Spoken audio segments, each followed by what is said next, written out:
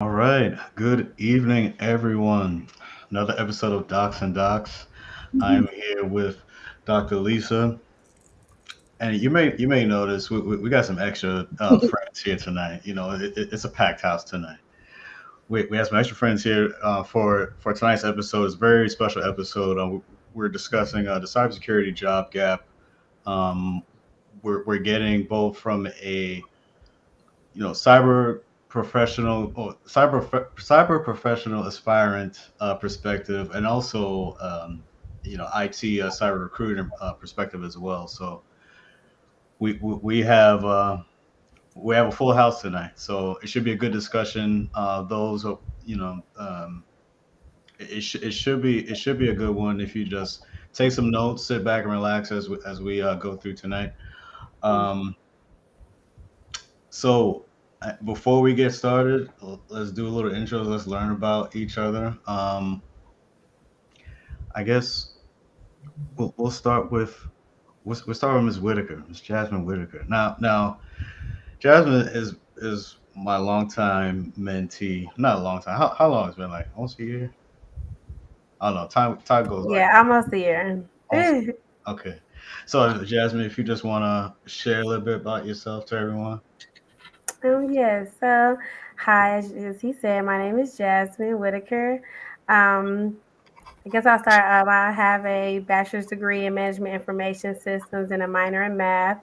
And in the past year or two, I went to get a certificate from Emory University in cybersecurity.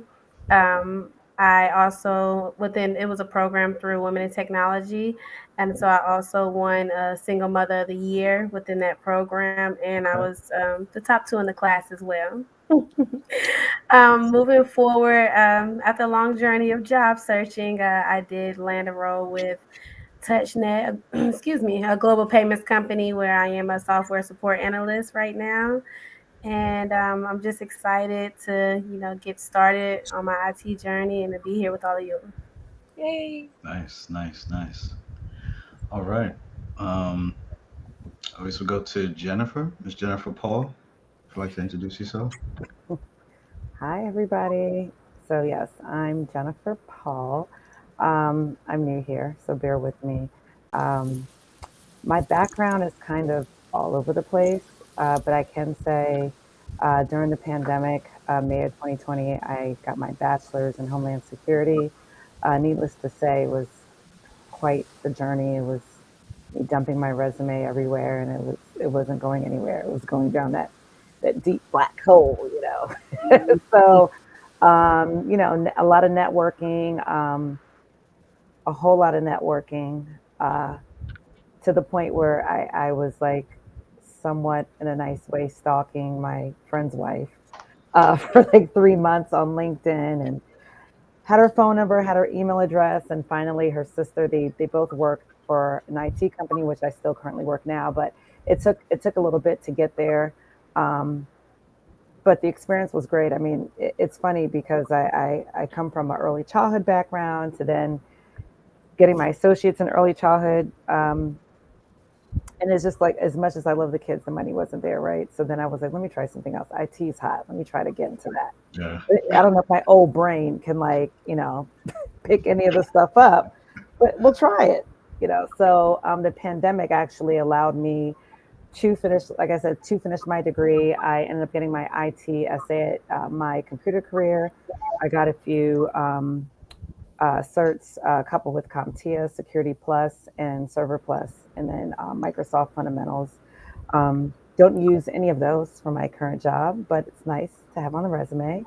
And yeah, so with the job that I'm at now, just I've been there under 2 years. If we add the 3 months of stalking, then a little over 2 years. But I started off as a technical sourcer, kind of shadowing recruiters. It's all for like IT roles, primarily in the federal government, some commercial, but mainly federal. Um, from sourcing to then, uh, I want to say I started recruiting within 6 or 7 months after becoming a sourcer and shadowing the recruiters. And then up until 3 months ago, my role changed again, and now I'm a CSM, which is a consultant service manager. So I do more of the admin type stuff, onboarding, background checks, Okay. making sure everybody's good. Sorry, that was long. This is why I wanted you to introduce me because I ramble. No, Yeah, you just should you should be bragging about yourself. What are you Mhm. talking about? Yes. Come on. Wear your crown. Exactly. There you go. Humor there. Come on. No, but that's great. That's great. And you did tell us some things that we will discuss, Hmm. um, later tonight. Miss Bianca Holmquist, if you could just share a little about yourself. Hi, I'm Bianca Holmquist. I come from a background in recruiting and HR. I've been in this field for the last 7 years. And I decided last year, actually during the summer, after doing some research, that I wanted to look into the tech industry. I was actually torn between cybersecurity and blockchain because I have a huge interest as well in the blockchain industry. But I decided to just focus on cybersecurity. I actually enrolled in a college degree program for my bachelor's in cybersecurity with an international university. And currently, I'm just studying for my Security Plus certification. Nice, nice, nice. And last but not least, now everyone, we have another Burt Miller here. It's not a mistake. It's not a typo. It's my little sister,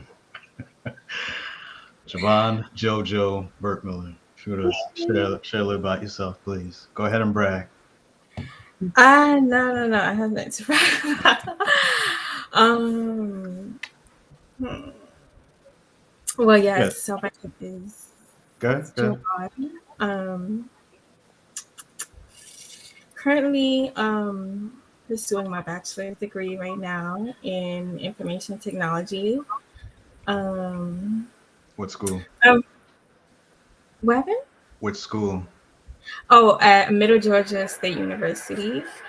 So I'm very fresh. I'm very like just trying to learn everything and just absorb everything. So Yeah. I'm And you got learning. and where did you get your associates? Where I got my associates, I got it at Westchester Community College. I got that in cybersecurity. Ah, Okay. okay. Nice. Okay. So you got a lot to brag about. We talk about. Mhm. No, that's good. And what do you know what avenue or what um what lane of cybersecurity you want to pursue? You want to do like forensics or Um, like cybercrime, something like that? yes, cybercrime like investigator. I want to like that's Ah, like Nice. good. That's I'm awesome. very into like the crime shows and like figuring stuff she out is. She is, and yo. like I and just putting together things like that's my thing. I love that. Mhm. Yeah, That that's awesome. that makes a lot of sense because I know the amount of shows you've been watching. I know. Yeah. No, but that's cool. Oh, that's cool. So again, that's everyone here tonight. Again, I am here, your host, Dr. Lisa, and we're bringing you Docs and Docs, two doctors providing insight on the latest documents from both the cybersecurity and HR perspective. Mhm. So tonight we are going to discuss the cyber talent gap. I'll just share one article real quick, and we'll send the links um, so that way you could review some of this yourself if you want. I won't keep this up the whole time, but just so you can see. All right, so there are currently these are some big numbers now, so just bear with me. 755,743 cybersecurity job openings, 1,112,410 employed cybersecurity workforce. Employed cybersecurity workforce resulting in a low supply of available cybersecurity workers. The national average at 68%. So regarding certifications, there are currently 213,775 CompTIA Security Plus certification holders, 94,807 Certified Information System Security Professional or CISP or CISSP certifications, coupled with 134,613 openings requesting both the CISSP cert and 101,725 openings requesting the CompTIA Security Plus cert, according to cyberseek.org.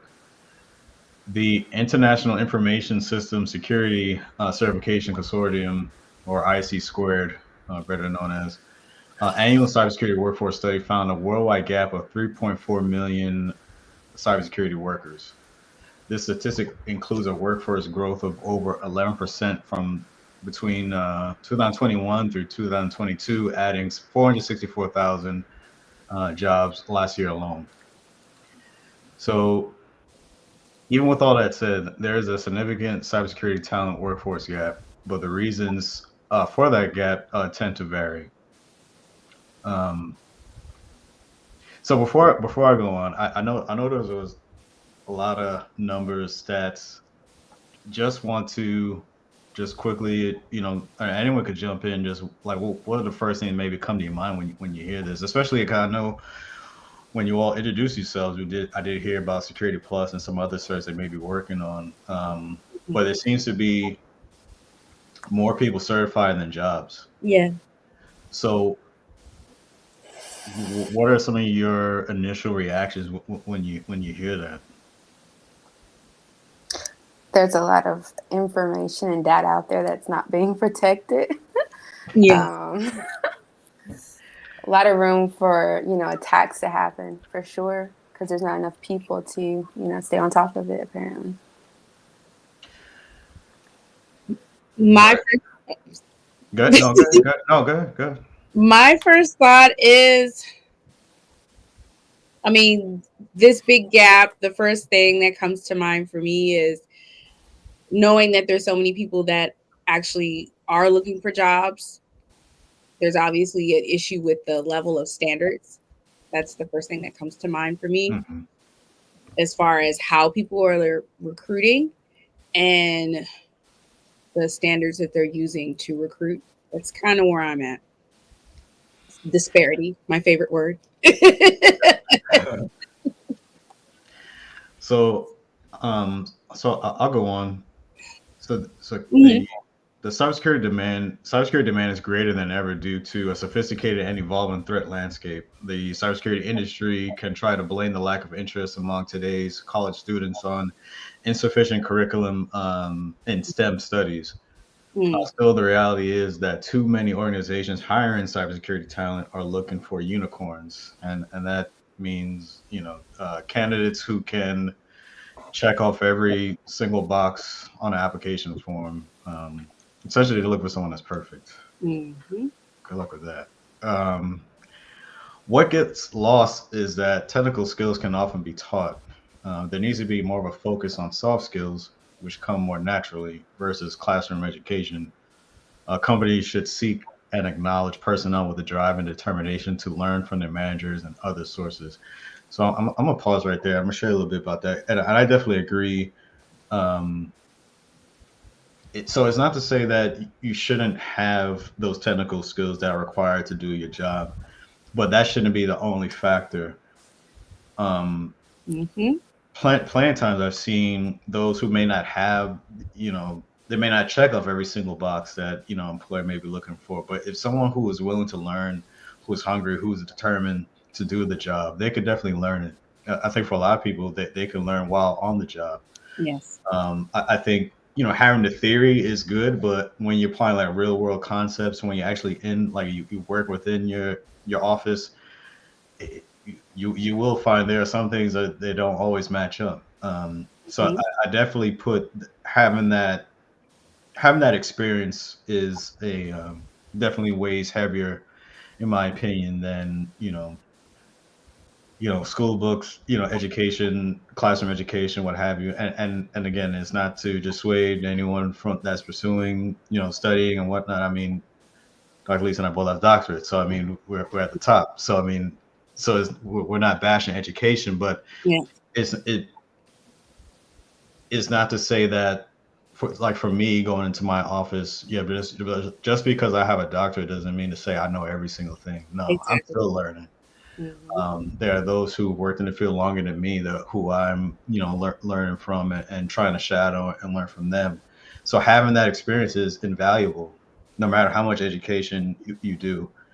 Um, and I think it's a bit disheartening because if you're turning away talent who has that drive and who Yeah. that willingness to learn, and then you have someone who may have those skills, but they have no sort of they're pretty much there just to collect a check essentially. There's no sort of drive. There's no motivation for them to move up or to really climb the ranks or what have you. Um, that is one aspect I feel that is doing a disservice to those who are trying to get into the field and really trying to make their way into the field and to learn and all like I said, all those other things you can learn once you get onto the job. It's not to Hmm. say you can't. I think it's impossible to try to have every single thing done before your entry level job. Exactly. I'm talking from a entry level perspective. It is impossible. You cannot know every single thing when No. you try to get in. I don't know if anyone wants to weigh in on that. Any thoughts? I want to weigh in on that. Yeah, because I see like a lot of jobs or they want like experience like for like entry level and stuff. I'm like, how are you gonna like how is someone like supposed to have experience when they're like just getting started out, you know? And plus also when someone like first gets a job, usually they have to do training anyway. So that's like them like learning, you know, the ropes and stuff. I I Exactly. hear what you're saying, but I think a lot of employers don't want to train. Yeah, I was It going to depends on what they're piggyback going to on train that. on. I agree with that. Hmm. Yeah. Uh, hmm. Go ahead. Oh, Jasmine, you gonna say Oh, something? Yeah, I was gonna say something. I've dealt, with that personally as well. Hmm. Like every job that I've held, I've always been a type to come in and go straight to the top. And it's just because of, like you said, my drive, my work ethic. I'm always in competition with myself, so I'm always setting the bar for myself higher and higher. And it's just, but for years, it's just no experience, no experience, no experience. And I have, all the education. And so it's just like any job, they don't know what they're really passing up on, Hmm. because they're just looking at the fact that I don't have experience. But like I said, and even now with just starting my job in December, and I just already won a contest for the most cases closed, and I've been there for only 2 to 3 months, and the goal is about 75, and I hit 110, and I only Oh, been there for okay, 3 okay. months. So it's just like, I feel bad for all the jobs that did pass me up Yeah, because I'm just a great asset to any company. I'm always confident in myself, and I'm always going above and beyond to exceed my own. I mean, of course, you have respect, the job expectations, but I always go above their expectations for myself to achieve, and I knock it out every single time. So I've dealt with that Well said. same. that's Well amazing. said.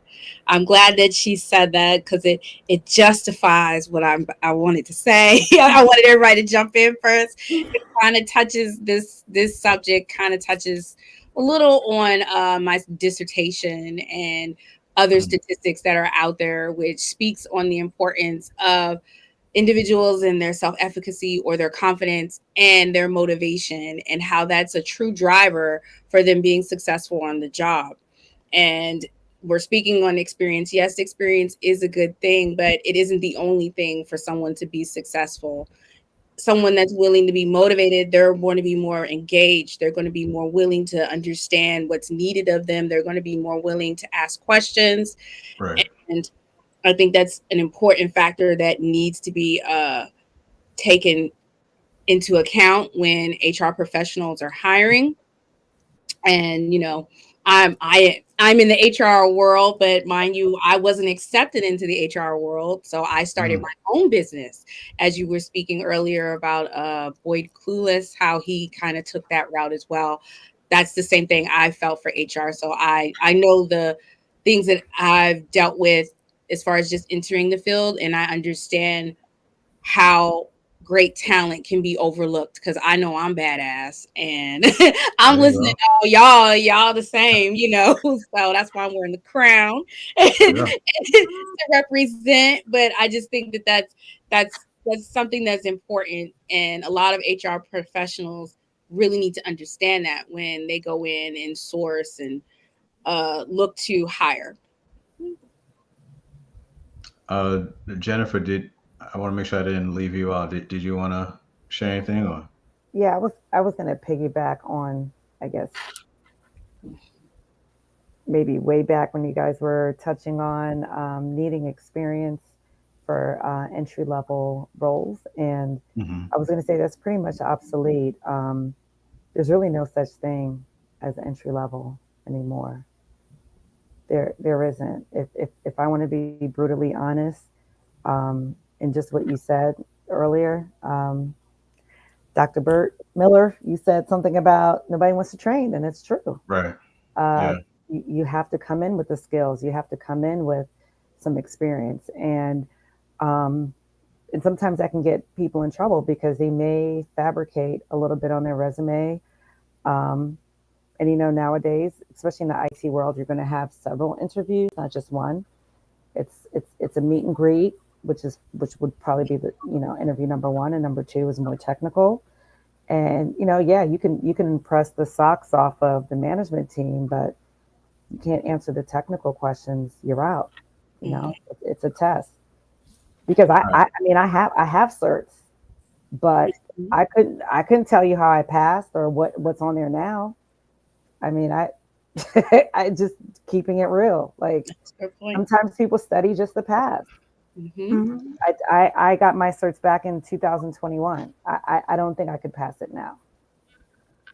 And you see, and that's what I want to see. This is why we want to have you here because there's some questions I want to ask. So, like, so Yeah, just as you said, there's no like the actual entry level position doesn't exist it doesn't exist. because They want to pay you entry level, but you right, have to be associate or mid level because they Hmm. want you coming in 3 to 5 years of experience. That's mid level to me, but they're right, yeah, labeling it as entry level because they want to pay you yeah. They want to pay you entry as level. least as It's possible. about Yeah, right. It's about getting bang for their buck. And some people are just that desperate, and some people just really want to work remote, so they'll justify and say, "Well, you know what? This job is remote, so I guess I don't need to get X amount a year. I can negotiate a little bit on the salary." But then but then on the flip side, you got people that are demanding, especially in the federal world, they're demanding for people to come back on site. Hmm. And those people don't want to drive to DC. Those people don't want to pay parking. They don't know. So now you got to pay those folks more just for them Hmm. to come on site. right, So it's a lot. It's a lot. yeah. The problem I have, one of the problems I have is when we talk about, or yeah, the way I guess quote unquote entry level positions are marketed is that, and I definitely agree. Companies from the company perspective, they're trying to get as much out of a candidate without paying them the appropriate money that's commensurate with that those skills and experience.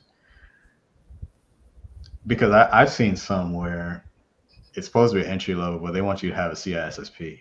That is not an entry level No, certification. no. That is like a manager. Like I am studying for that now, and that's after years being in.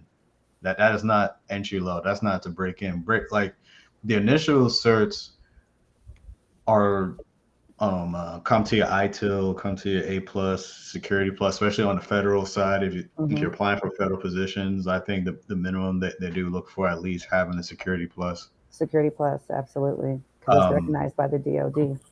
right. So yeah, but when it's almost like it. I see these advertisements for like they're hiring or as we're talking about saying like there's this gap of the lack of cybersecurity workforce, but you're not making it easy for people to get hired. Like it's almost impossible.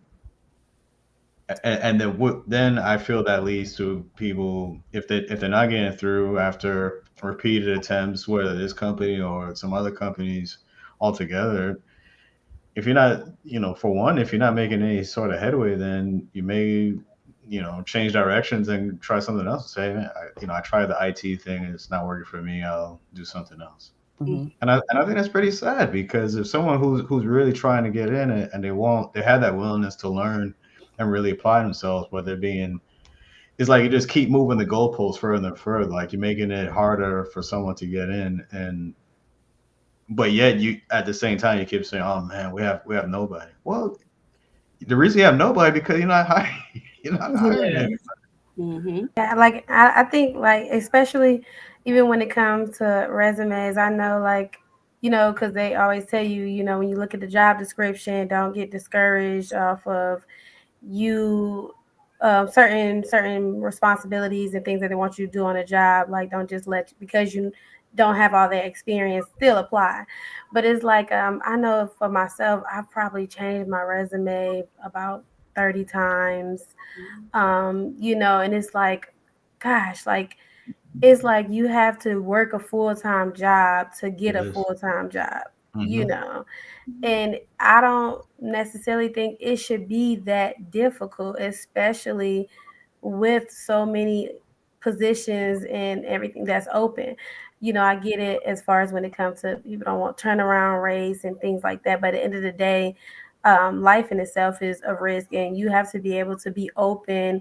And and I feel like even too when hiring, being able to see more of a person than like have that mindset to be able to see those soft skills because anybody can go in and say some good words in an interview and then get on a job and they're nothing like what they said. So it's kind of like you have to be able to read people in a different light and see them in a different space to where it's like you can pull and say, okay, I know I can tell and I can feel that passion or that drive or whatever may stand out from that person. But it's like you have to do so much, jump through so many hoops and holes just to even get to the next step. So Mm. it's difficult. So, And it's so discouraging. It's sometimes too. Like you have to reset yourself and like I know who I am. I'm confident in myself, but it kind of at a certain point can sometimes, affect a person's confidence within themselves and their ability to do certain things because they're just going on this cycle of being rejected. So right, I agree. Mm-hmm. So that kind of segues into how when we talk about the how cybersecurity is currently being marketed. Um, so attracting cybersecurity talent, cybersecurity talent methods needs improvement as it currently stands. Cybersecurity marketing is just not that great. So, for example, cybersecurity job descriptions are too generic, broad, and excessive, which results in scaring off candidates. And I think we kind of touched on that. Most people think about cybersecurity as a hacker with a hoodie in a basement stealing bitcoins and hacking into systems. It's actually about protecting someone's retirement account so they can retire safely, protecting people who are vulnerable, protecting small businesses. Um, and that was a quote, direct quote from Miss, and I hope I pronounced her name correctly, Masha Sadova. She's the co-founder and president of Elevate Security, and she stated that in an interview with the newstack.com. Going on, so current cyber barriers. So another issue concerning attracting cyber talent is that job descriptions ask for more experience, which is that's unnecessary. We put really, and I quote, we put really high entry level bars, minimum years of experience, certifications which are long and cumbersome to get a degree in cybersecurity. Sadova shares red flagging these as both financial and time barriers to entry.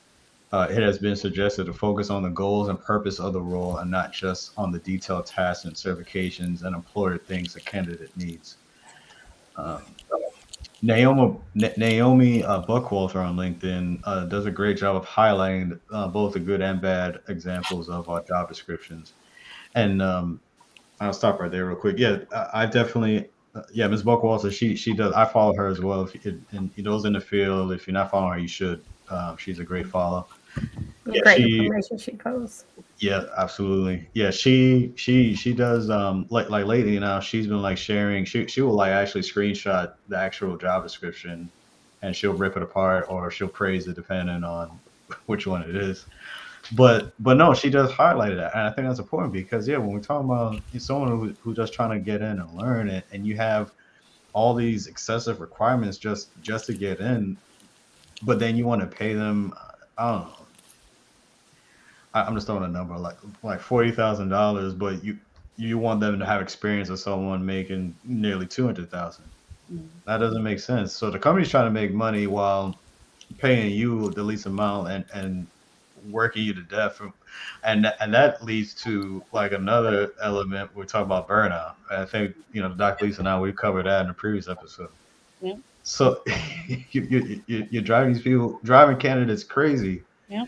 You know, again from the application process to get in. So let's say you do get in, but now you have all these responsibilities because they put everything in one, and then you're not even getting paid commensurate to the skills and responsibilities that you have, and that will lead to the high turnover rate because after a certain point, you know you're gonna get tired, you're gonna burn out. I mean, like yes, you finally get into the job that you want, but then they're working you like crazy Yeah. because you have it's just honestly it's just completely unrealistic and unfair, for especially for someone who's just getting in and they're just trying to learn. They don't know these things, that a lot of these concepts. They may have the theory from the education, but as far as applying it and having that real world experience, yeah, they still need to, they still need help. They still need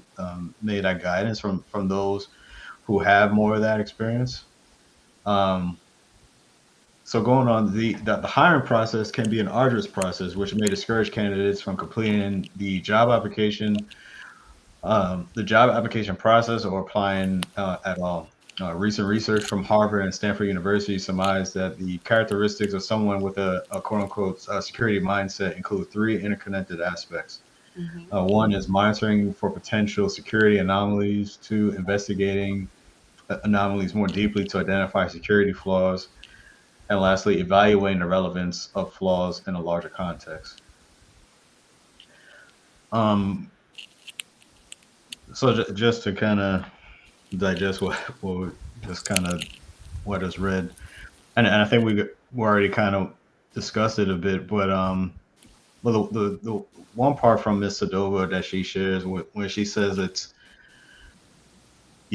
having the minimum years, and I think Jojo even said like just trying to apply for entry level position, they want you to have years of experience, which you shouldn't have. It shouldn't be plural.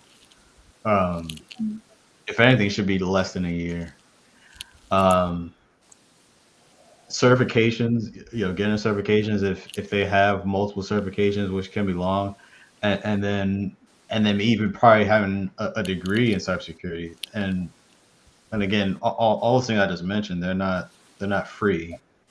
You know, if you go into university, if you're able to to go to school where you don't have to pull out loans. But either way, loans or not, it still costs money, and also time. And she highlighted that they're both financial and time barriers into that's preventing or at least at a minimum slowing people from getting into the field because they need to finish school, they need to finish maybe studying for a cert, and maybe taking a boot camp course for a certification, whatever the case may be. It does require time and money. So I am I don't know. I'm not sure what companies want, per se. if because if on one hand they're saying we need a recruit, we need a hire, but then bring somebody in for interviews. Oh, you don't have 5 year experience? We can't do it. So I don't know if anyone has anything else to add onto that. I would say with all of that, working with a recruiter, I mean, and maybe I'm biased because I was one at one point, but I feel like I learned a lot because, I didn't know about, you know, contract jobs or contract to hire jobs. And that's a good way to get your foot in the door. Mhm. Um, Mhm. and a lot of times the recruiter can dissect the job description with you. Sometimes people can get discouraged, but this is why it's good to have somebody kind of guiding you and holding your hand through the process, which a recruiter will do and say, you know what, we're going to touch base with the client and see what are the top five, because they can be convoluted. I mean, they want you to have all these skills. They list all the duties, all the responsibilities, but it's like, let's get to the meat of it. What is it that I need to know and what can be taught, right? Mhm. So the top five skills must haves is what we look for. Forget everything else. Mhm. What are the top five? And then we can go from there. And then make sure your resume is tailored to that. All those buzzwords, all those things that the client is looking for, make sure it's there. And obviously you should know it. If you have to brush up on something, if you have to take a crash course, I know there's a lot of stuff on YouTube or other outlets, a refresher if it's something that you need, if it's geared towards a certain certification, whether it's Splunk or AWS, whatever it is. But I would say that's the way to go. I mean, I wish I would have known this years ago because I would have saved a lot of time and energy because it is a full-time job applying Oh yeah. and getting no response and going nowhere with it. So working with a recruiter is great. They can dissect it and get to the meat of it and see what you really need to have in order to at least get your foot through the door. You want to know the most frustrating part of, or maybe one of the frustrating parts of applying. So you go online, you find a job you like. All right, I put in my application. I upload my resume, and then the next screen says, okay, now input every. Yeah. Yes. Yes. Everything that's on your resume. That Oh is my, so then annoying. I That forget it. literally makes me be Like, like, nope, yeah, next. I'm out. I'm out. I'm out. Forget Exactly. it. This is It's not not it. worth It's it. like you want me to do Mm, both? Like, yeah. That is like, what are they doing? Like, mm. what? Look, it's I 2023. We should not have to be no. typing It's in No, anything. if you have the mechanism where you can receive my uploaded resume, why do I have to manually input it after on the next screen? Yeah, I See don't know that why that to that me is is. Yeah, gatekeeping. That to me is gate. They want to see how, like, do you really want this job? that's what it Or is is. If you It's a Yes, if you stick test. through, it's a test. it is. It Yeah, that's truly that's is a test. evil. That is It is evil. evil, but if you want it that bad, if you're that desperate, you're going to go through it. I mean, if you have to be a robot and just keep typing in the same information over and over again, Mhm. copy and I paste. mean, let me tell you, during the pandemic, people had time. We had nothing but time. I mean, I Yeah. Mhm. probably put out 400 resumes. I probably had 35 different resumes, five different cover letters. Mhm. And yeah, I don't care if it was USA, whatever, USA.gov. I don't care. Whatever site it was just getting dumped. And, a lot of times it is the buzzwords, sometimes you have to have those buzzwords on your resume um, for it to get looked at. But no, I can see how frustrating it is. But if you're willing to go through the 30 step process or whatever it is, you might just get the job. You never know, or at least an interview. Well, on the flip side, then you just don't get any response at all. You just get ghosted. You just go through all that time and effort. You don't even get a response, Yeah. Right, right. which is That's why networking disheartening is as good. well. Yeah. That's why networking is number one. Mhm. Yeah. Networking is number one. Whether if you don't know anybody, find a recruiter from a Mhm. reputable company. Bianca, you Yeah. was I gonna was say just, something? yeah, I was just gonna say, I think that's that's why it's really important for people to keep a list of the jobs they're applying to as well, making sure they're writing these companies down. If you're lucky to speak with someone there, whether it's a recruiter or a hiring manager, write down the date you submitted the application, who you spoke with. That way, if they do ghost you after you've maybe followed up with them, one or two times, you still haven't gotten any responses. 2 or 3 weeks later, or maybe 2 or 3 months later down the road, you don't go back and reapply because maybe you see, hey, I got no response the first or second time. Because I think it goes the same way when recruiters are reaching out to candidates. Maybe it's someone they're interested in, but they never hear back, or they do the first interview and then they ghost later on. So I Mm. think it goes both ways. Now, Jennifer, there's a part, and Dr. Lisa, we had discussed this a little bit. Like, I genuinely feel they should be a position where, Mm. like, a cybersecurity HR fused position, Damn. Yes. Slash IT. because That's what I was thinking as yeah, you guys were talking about the lack of understanding when it comes to just the application process. right, Mhm. because That's what was going through my mind. So I was quiet. because Jennifer, as you said, like you're looking for the things on a list. If so, like a potential candidate has AWS, Security Plus, whatever, Mhm. but a cybersecurity candidate could list things on their resume that may not fall on that checklist, Right. but it's still valuable experience, especially someone who's trying to get in, trying to get that professional experience. Mhm. Um, some of that may I feel gets ignored because it doesn't. Okay, this person doesn't have security plus. No, well, So yes, which that may be true, but if you Mhm. actually look and see, okay, they created their own home lab. They had their own Right. GitLab website. They Mhm. maybe they're doing some teaching on the side. Like those are things that should not, I feel, should not be discounted. But if it's someone who's looking at it just has a purely, I guess maybe traditional HR lens looking at it, and Mhm. they look at the resume, but they don't see, all right, this person doesn't have these certs or whatnot. They get tossed away. Their resume gets tossed away. Mhm. Um, do you see a bit of that, like in your experience, where or I guess maybe the question is, are you trained to look at like a cybersecurity resume to look for those things that may not fall on that checklist, but you're seeing actual skills, things that a candidate is doing that still would validate them to have to at least get to the interview. Right. I mean, those are all great points. The main thing is, let's say a new job falls on my lap. Let's say it could be like a Splunk engineer. Let's use that for an Mhm. example. I may not know everything about what a Splunk engineer should have.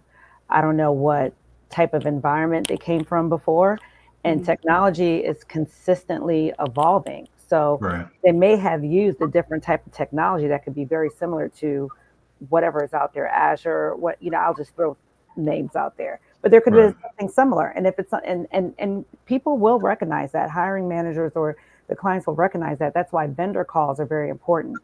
It's very important for the account managers, the recruiters, the hiring managers to all have a meeting, whether it's a 10-minute, 15-minute call, to kind of just get to the nitty gritty of what can be a replacement for a certain type of cert or working in a certain type of environment. Because if they have the experience and they have the knowledge, I mean, why turn them away? It's just a matter of tailoring your resume to say, hey, not saying that I don't have this, but instead I do have this. I do have Azure. I do have Splunk. I do have AWS, whatever it is that they're looking for.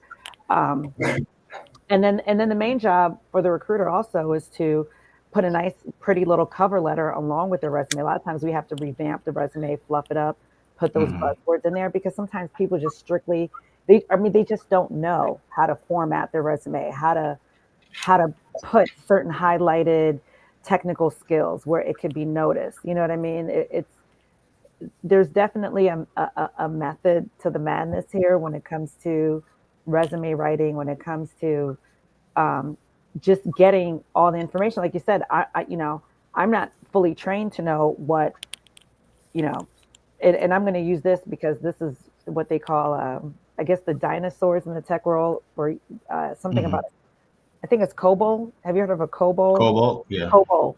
Cobalt, That's yeah. right. So somebody 20 something years old would have no idea what that is, right? Right. Right, So yeah. this is where ageism could be part of it too, right? So a 20 something year old has no idea what COBOL is. They have no idea what a COBOL programmer does. Right. But somebody maybe 50 plus or 60 plus may know it. And there may be a market for that, right? So that's another piece to it too. Sometimes there are jobs geared towards certain types of people with certain types of skills, because some companies, some clients still use old technology, and there's others that use newer technology. So you're saying, so in this example, so the person who has a Cobalt experience would get turned away because they don't have Java or C plus plus or. Right. Right. But but you see, I kind of have a problem with that because if someone is able to learn that, learn a Hmm. programming language, whether it's old or new, Hmm. and again, we do stress that within this field, it's always evolving, ever evolving. It is. So it's not to say, okay, so yeah, this person who's learned Cobalt then for X amount of years, and if they're applying, I think they should already have in their mind that they can't just rely on that. They'll have to learn something new, or I think because I think a lot of, and I'm not a programmer too. So if anyone watching in the comments, if we have any programmers, chime in. But a lot of them have similar concepts that can relate to each other, where you can kind of switch over to like to learn the different languages. Hmm. But I guess my thing is, so the person who has that experience, but they're not matching on the HR list, they get turned away, which I think they should still be at least get the interview, or at least to see what they're capable of Yeah. whether they can learn the different language or whatnot, whatever the case is, because I think just having an experience rather than none at all Right. is definitely more. There's still value in that, just because they don't have the one that matches that you're looking for on your list. Right. I'm not But it's saying you, but I'm just saying in right. general. Yeah. Yeah. I mean, I think a lot of it too is just the willingness to learn, Hmm. even if I think it's, I feel like personality is a lot. Like if you have the interview, and a lot of times it does happen where maybe they don't have everything on the list. They don't check every box. But the main thing is that we're looking for a COBOL programmer. This person has been doing this for 20 plus years, but Right. may not have the latest certs. They will totally give them an interview, and then see if they're coachable, see if they're willing to, if it's necessary, learn some other languages or any newer technologies. And a lot of times they compensate you for that.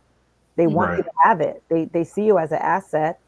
They will pay you, to make sure you get it, or reimburse you if you have to take the class, whatever it is. They'll make sure that you're looked after. So, but again, it depends on the client. It depends on the candidate, the contractor, whoever it is that's going for the job. Um, but overall, like I said, there is a market for those people. Um, just don't be quick to say no. I'm not going to learn that. Like, no, I'm not doing that. I've been doing it. Right.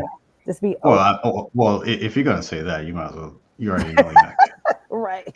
getting. You might as well not apply. Right. So that kind of takes me into the next session where I wanted to discuss is upskilling. We talk about upskilling. Where you're learning different certifications. Getting education. Whatever the case is. So in this ever evolving world of cybersecurity, it is imperative for professionals to update their skills and knowledge or get left behind. A way to attract talent is to offer covering the cost of training and certifications, which can cost upwards of $4,000. Chris Hughes, who is a CISO or Chief Information Security Officer and co-founder of Acquia, I hope I pronounced it right. Stated that the most in-demand skill sets are cloud security and DevSecOps. Now, while these are not entry level roles, someone that has technical depth and soft skills, being able to communicate good relationships and rapport with developers and leaders can make them good candidates. So, with the lack of actual entry level roles in today's cyber industry, coaching is imperative. I'm gonna stop right there real fast. So, um, I do like the strategy to say a company trying to get candidates, trying to improve or bolster their workforce to say, hey, all right, you don't have this cert or you don't have that degree or not, it's fine. You come on, we'll cover it, we'll pay for it. And that's actually advice I give to my mentees that or anyone that I encounter that may ask for advice, that those who are trying to break in or trying to get into the field, um, to leverage your training department. So let's say you do get that first cyber IT job. Um,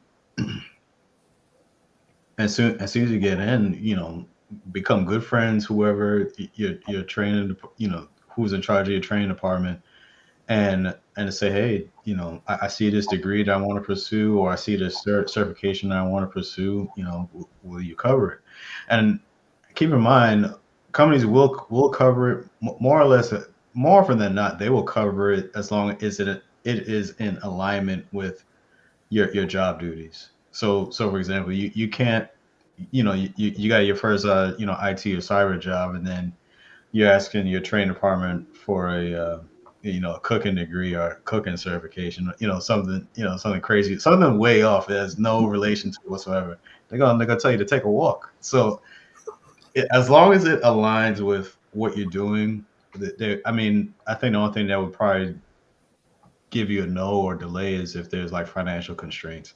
Yeah. But outside of that, because it works both way, it benefits both parties. Like, on the candidate side or the employee side at this point, you're improving your skills, and also for the employer now, once your employee is gaining these new skills, now I can entrust him or her with more responsibilities, and now I can actually maybe promote them, or whatever the case is, because now they've gained new skills or certifications, or even degrees, or whatever the case may be, and they're using those newfound skills and talents for your organization. Mhm. So that, yeah, like I said, as soon as you get in, or look for companies that are that are offering those type of incentives to where they will cover um, your certifications or degrees, degree programs, what have you. One degree or one school I say that's very good for that is WGU, Western Governors University. I did not attend that school. If I was to do it again, I think I would, but Yeah. they have a very good curriculum to where they infuse, cyber or IT certifications within their curriculum for their, I think, for their bachelor's, and I want to say master's programs as well. I don't think they have a doctorate. I could be wrong. I haven't checked recently, but I know people who graduated from there. They had very good experience, and when they graduate, they're graduating with at least two or three certifications, because it was already baked into the school curriculum. Mhm. So as you graduate, so not only you getting a degree, you getting a couple certs under your belt as well, which makes it even more attractive when you are trying to apply for some of those jobs where you just finished with school. Um, has is anyone I don't want has anyone I don't know, Bianca, have you looked at WG, or anyone had a chance in their search, or I I looked at it and you told me about it. sorry, okay, you both spoke at the same time. Oh, Go ahead. oh, I know. I said I looked at it when you told me about it. Okay.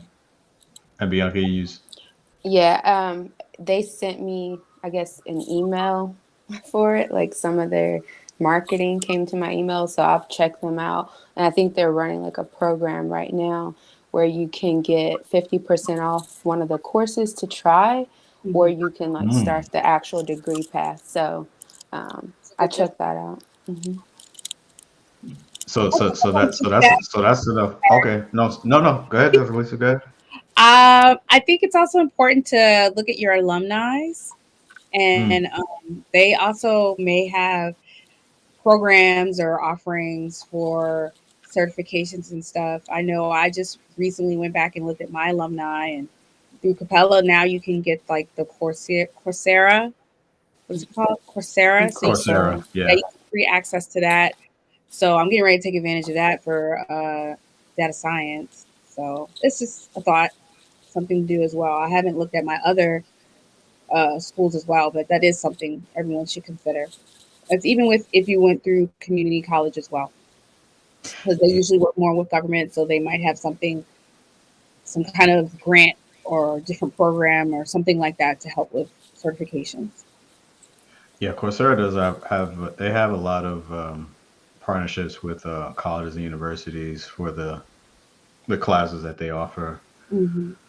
Um, so this brings me to my last point. When we're talking about diversity.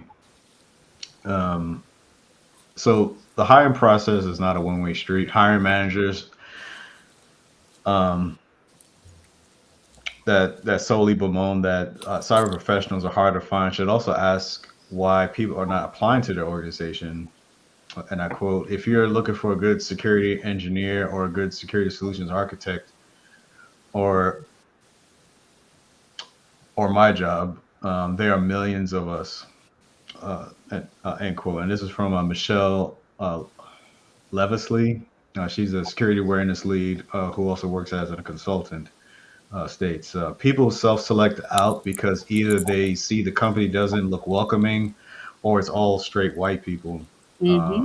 very few people will want to be the first black person or disabled person at a company, end quote. Diversity is a persistent issue in the cybersecurity practicum. According to Zipia, which is a career and jobs website, 78.5% of cybersecurity analysts in the US are men with an average age of 42.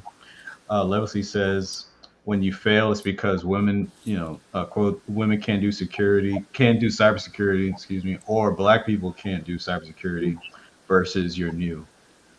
Um, so cybersecurity hiring practices and processes are notoriously gatekeeping. The authors interviewed for the Newsstack article cited a person's network as the most common way to find a cybersecurity job. Hmm. While building that network often favors those who have the time and monetary resources to attend conferences. Levisley predicts those marginalized in cybersecurity will create their own companies and organizations. She goes on further to state that while observing on Black led social media platforms, she predicted that safe spaces will continue to crop up as a solution to hostile work environments in 2023. And I quote, people just want to work in a safe environment for a company they believe in, end quote. Hmm.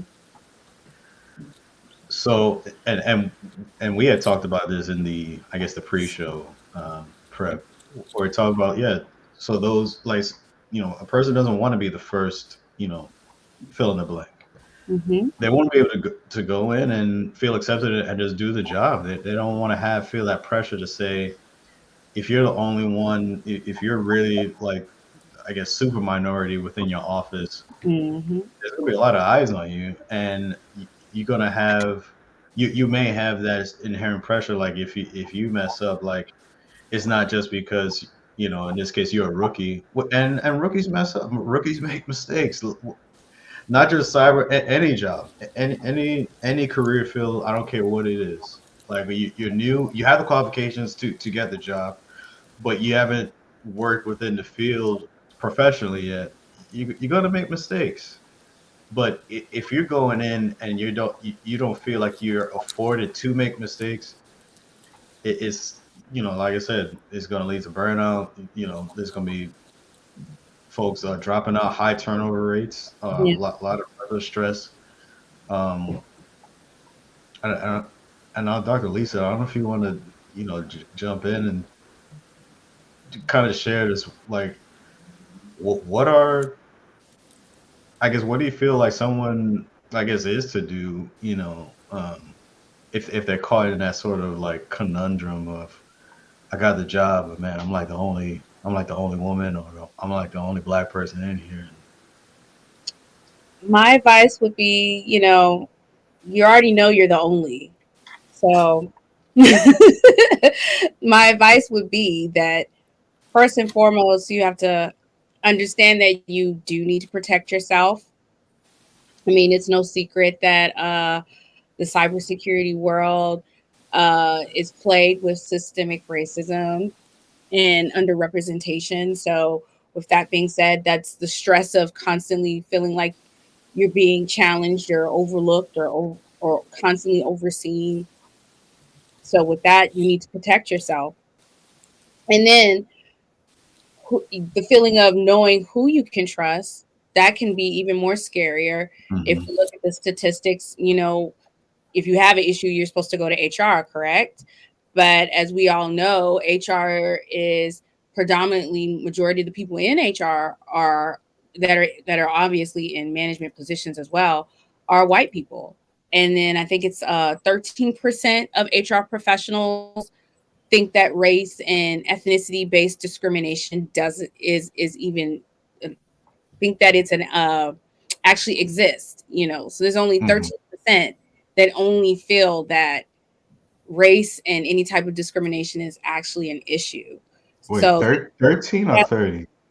13%. That's from Sherm. That's insane. But go 13% on. Sorry. that actually feel that racism is an issue within the workspace. It's crazy. Yeah, that's And that's nuts. from Sherm, and that was, I think, I'm gonna click the link just because it's that crazy. Let me open the link. What year is this? That's 2020. Wow. 2020. So it's what, 3 years ago? Hmm. And so that's in 2020. We're in 2023. So I'm sure it's probably still 13%, maybe less now. Who knows, sadly. Um, that believe that there's an actual issue within the workplace. So my first thing I would say to anyone, you've got the job, so you've proven that you deserve it. So even if you do make mistakes or whatever, someone's going to always be looking to oversee, of course, because whether they feel it's not race, maybe they just feel they have to oversee and constantly, micromanage because they feel you may lack that experience. They could claim that. Either way, you have to understand how to protect yourself in those types of environments, sadly, which leads to more stress and burnout. But it is something that is necessary just so that you know that you are protected or protecting yourself later on down the line if there does need to be some type of legal or civil action.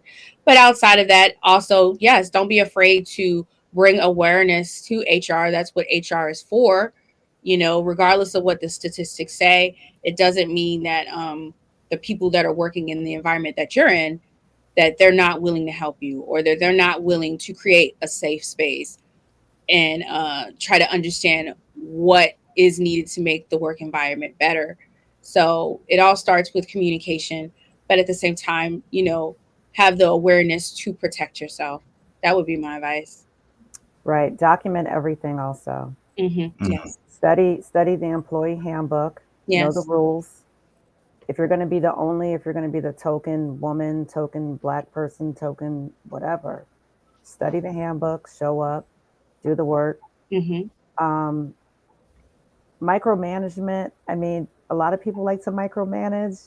They say, and if somebody has to say that they're not a micromanager, chances are they are. Oh, they're micromanaging. If you have to say it several Yeah. times that you're not a micromanager, you are. Yeah. So just Big time. document everything. Show up, study the handbook. Hmm. Um, I I I try to familiarize myself with everybody in HR and the admin Hmm. office. You know, Mm. we're gonna know each other. We're Make some gonna friends. make Yeah. some friends. You Yeah. know, it's always good to temperature check. It's always good to check in. It's Hmm. it's better to get a lot of touches with everybody Yes. on the management level, HR level. Doesn't hurt. It helps. Exactly. And you can pave the way for the next person. So Right. Mhm. Yep. And I think it's also important. I know a lot of HR professionals that I see on my side on LinkedIn that they feel they're afraid to come forward because they're afraid that they're not trusted. So Right. we may feel one way, but they're feeling another way. So communication is the first step, and as we're saying, documenting and understanding what is required of you, and Hmm. just making sure that you're fulfilling all of those requirements, and then protecting yourself as well by documenting and all those things. So, but Right. building a communication channel so that there's no lack of understanding is the first step forward, and it's the strongest step forward, because then everyone should understand how you're feeling, and then you understand how they're feeling, and everyone knows what the needs are, and figuring out and even looking to figure out ways to meet those needs, and Hmm. that's the key. Hmm. CC everybody. I say Hmm. if there's a concern or a comment that you have, and you don't know exactly where you should direct this information to, whether Hmm. it's management, HR, CC everybody. So Yes. we all get the same message. We're all on the same page. Nothing gets lost in translation. Nobody can say, oh no, Jennifer didn't say that. She said, Right. Mhm. no, you saw it in the email. It's documented. Flag it, Well, save it, keep it for later. you Mhm, know, print it out. you, Yes. Yes. you know, Rece- we you need know what, receipts. Mhm. Yes. you know, I could really get them. You BCC it so they don't know, Yes. and then when they try to act up, like, oh no, we Yeah. I love a queen. I'm you bring out sneaky. those surprises at the end. But Jojo, I have a question for you. So as you're currently studying to get into the field, um, what is currently your experience as far as like some of the like when we talk about like minority or being like the only one or one of the few, what is it like for you? Well, like what are you seeing? Or is it just you and a couple others as far as women or black women, or how's Um, what's the landscape so far that you experienced? Even go back to your associates up to now. I would definitely say it's more men Mm. than women. Mm, Um, Also, there do be women, but it's not like as much black women though.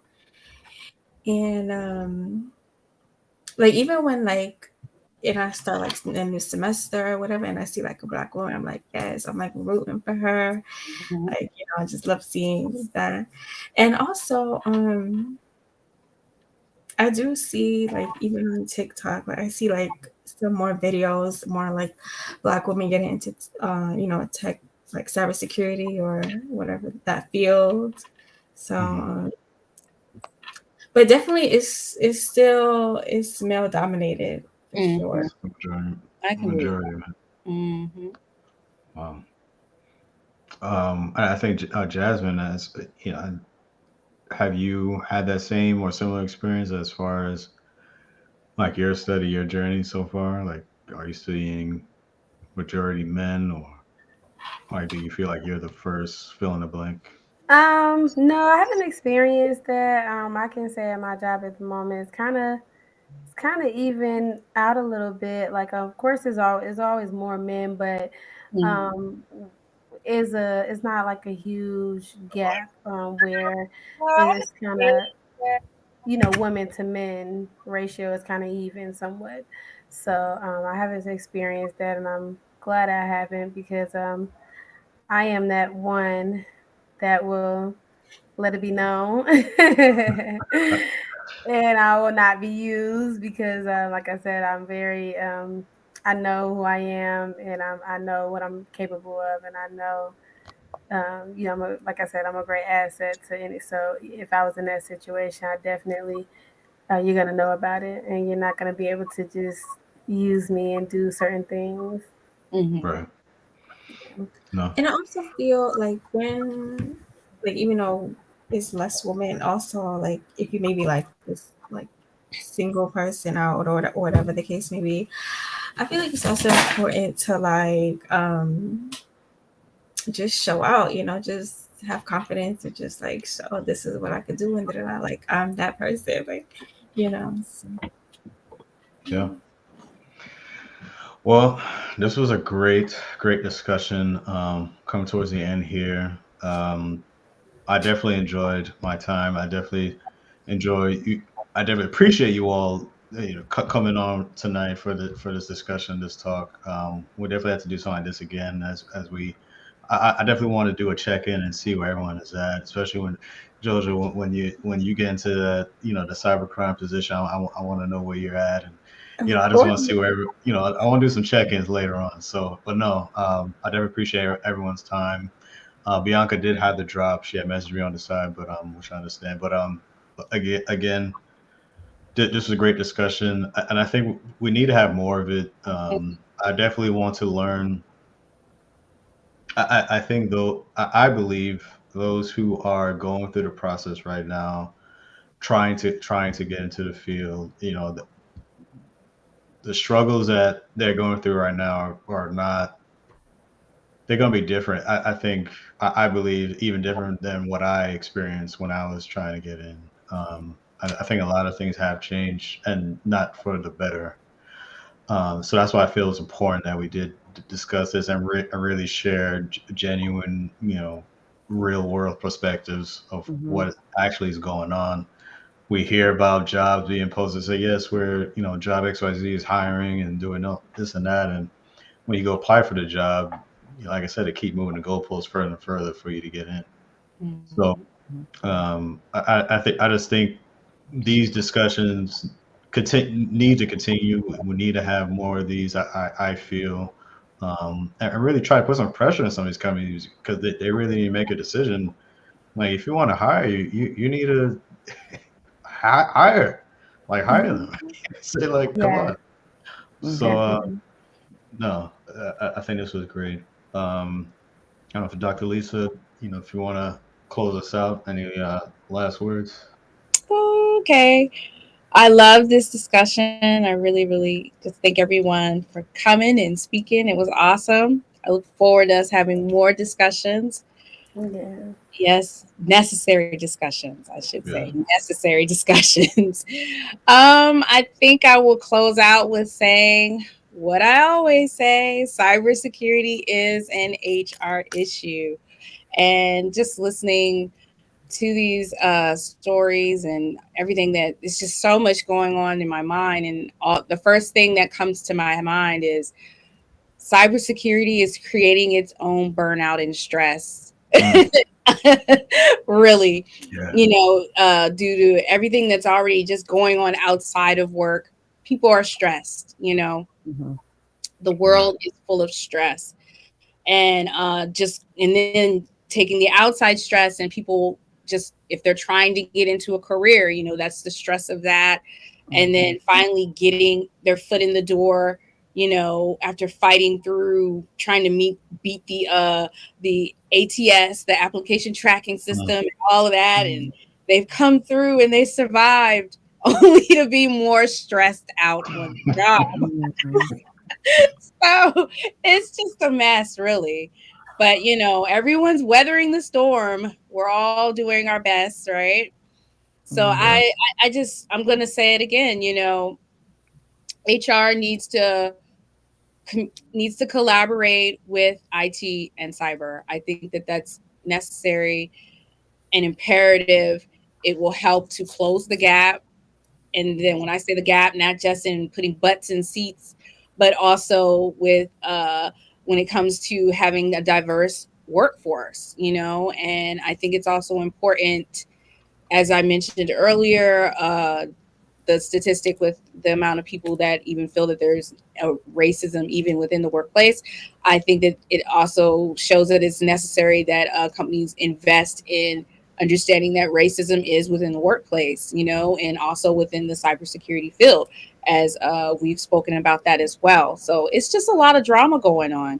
And I do think that not HR has its issues, but also cybersecurity. And I feel like they both need to work together to eradicate those issues, to make sure that when they are hiring people, they're hiring the most qualified. And when I say the most qualified, not just because they have all these checks and balances that they've created, which really shouldn't be so astronomical as we've spoken about, but that the collaboration together allows for an understanding of what is necessary, but also the motivation of the individuals and their those Right. experiences that they do have, how that can tie in and allow for them to be successful on the job. As I spoke earlier, for those that may not have heard me earlier that just hopped on, motivation and confidence is essential for employees to be successful on the jobs. It's not just their ability to do the training. uh, People can learn and do different trainings, but if they're not motivated to do the work, they're not going to make sure that Right. they're doing the necessary things that is required of them on the job. So that's why that's essential, and it's also essential for HR and higher up managers or whomever in cybersecurity to always check in on their employees, always check in on your workers so Mhm. that you know how they are feeling, and to understand what is needed and what's necessary to make the workplace safer. I think that's also essential, which is why HR and IT is necessary for that collaboration as well, so that there's communication throughout. And, for those that are trying to break in, as we've touched on earlier, network, communicate, Mhm. don't be afraid to speak up. I think that's necessary and Update your imperative. LinkedIn profiles, everybody. Yeah, as Jennifer Network, mentioned, connect. speak out Mhm. to recruiters. That is essential. That is imperative. Speak out to recruiters and hiring managers and all of that. I know Jasmine had mentioned that as well. It's just a lot of that. Don't be afraid to speak up. I Yeah. think that that's one thing. We get so burnt out that you're tired that you just don't want to speak up. And that's the hardest part, right? Fighting through that to speak up and Mhm. not letting fear creep in, because that's what happens, and we all just got to remember fear is an illusion. Mhm. And it's just our way of holding ourselves back because we're tired or because of some other little reason, that we're just looking to procrastinate. The future is yours. Don't be afraid to grab it. There we go. Mhm. That was a word. Mhm. No, again. All right. So, just again, thank you, everyone. We are out. Have a good night. We will catch you on the next Thank you. Have a good one. All right. night. Bye. Good Good night. Thanks. night.